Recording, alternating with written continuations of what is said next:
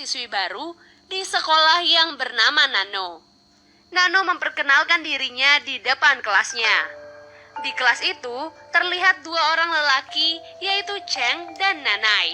Sedikit info tentang Nanai, bisa dilihat bahwa dia adalah siswa yang tampan. Selain itu, dia juga termasuk murid kebanggaan sekolah dan cukup berprestasi di beberapa bidang. Tak heran ia menjadi idaman bagi semua siswi di sekolahnya.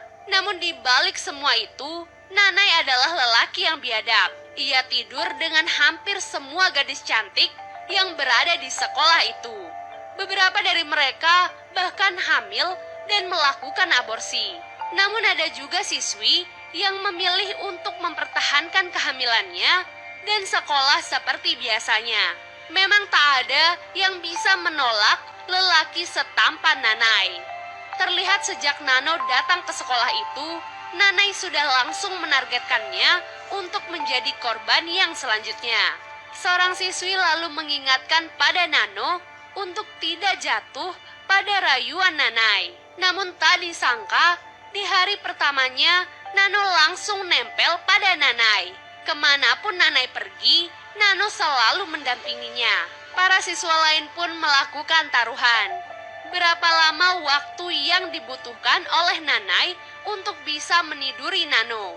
Tebakan yang tepat akan mendapatkan semua uangnya. Hari pertama, Nano terlihat menemani Nanai untuk berlatih judo. Di hari kedua, Nano kembali menemani Nanai untuk melakukan pemotretan di sekolah. Sampai di hari ketiga, taruhan itu masih terus berlanjut. Scene lalu beralih memperlihatkan Nano yang bertemu dengan seorang siswi di toilet sekolah. Siswi itu dalam keadaan mengandung anak Nanai. Ia pun memperingatkan kepada Nano untuk tidak dekat dengan Nanai jika tak ingin berakhir sepertinya. Kemudian tepat 3 hari, 3 jam, dan 33 menit pertemuan antara Nano dan Nanai, mereka akhirnya melakukan hubungan intim. Setelah itu, kabar tentang Nanai dan Nano pun langsung disebarkan oleh Nanai sendiri. Taruhan pun dibuka untuk melihat tebakan siapa yang benar. Tiba-tiba Nano memasuki kelas itu dan murid-murid lainnya menjadi tak enak kepada Nano. Namun Nano malah dengan santuy duduk di atas meja dan membantu membuka tebakan dari teman-temannya. Tak diduga, ternyata pemenang dari taruhan itu tak lain dan tak bukan adalah Nano.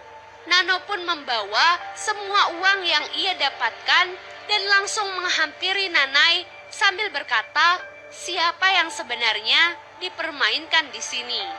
Keesokan harinya, Nanai berlatih judo dalam keadaan yang lemah.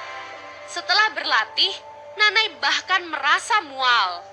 Kemudian Nano tiba-tiba datang dan menghampirinya. Ia menatap Nanai dengan tatapan mengejek. Nanai pun memaksa Nano untuk berhubungan dengannya, namun sayang, Nanai malah tak merasakan apapun. Bahkan ketika di luar kelas, Nanai memutuskan hubungannya dengan Nano. Pada awalnya, Nano menangis dan berkata bahwa ia tak mau putus. Namun setelah itu, ia malah tertawa dan berkata kepada Nanai bahwa setelah semua ini, Nanai akan merasakan sesuatu. Semakin hari, Nanai semakin merasakan perubahan di dalam dirinya. Mulai dari kelaminnya yang semakin mengecil, serta perutnya yang terlihat buncit. Bahkan orang-orang yang melihat tubuhnya itu menjadi ketakutan. Perubahan di diri Nanai perlahan mulai menyebar di sekolahnya. Nanai menjadi sering mual dan ia pun menyadari bahwa perutnya semakin hari semakin membuncit. Karena hal itu, Nanai pun memutuskan untuk memeriksakan dirinya ke dokter. Dan secara mengejutkan, dokter mengatakan bahwa Nanai saat ini sedang hamil. Meski kasus seperti ini sangat jarang terjadi, namun itulah yang terjadi saat ini kepada Nanai.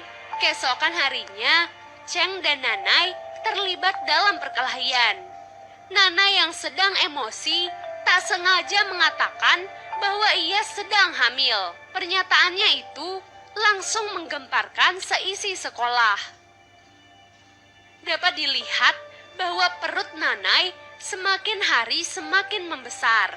Nanai memandangi dirinya di majalah sekolah, di mana saat ini ia harusnya dicalonkan menjadi ketua OSIS dan menjalani kehidupannya yang sempurna. Karena malu pada orang-orang, Nanai pun memutuskan untuk pergi dari rumahnya dan tinggal di sebuah rumah kecil untuk dirinya sendiri. Ia melakukan segala cara untuk membunuh bayi di dalam kandungannya. Namun semua cara itu tak kunjung berhasil. Sepulang sekolah, Nano dihadang oleh Nanai yang sudah berdandan layaknya wanita. Nanai meminta Nano untuk bertanggung jawab atas semua yang terjadi padanya. Namun Nano membalas bahwa semua yang mereka lakukan sebelumnya dilakukan atas dasar sama-sama saling menikmati.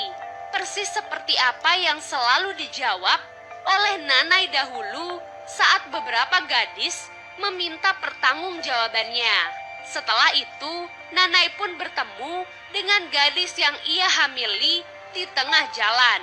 Nanai meminta maaf kepada gadis itu atas semua yang ia lakukan, dan gadis itu juga sudah memaafkannya.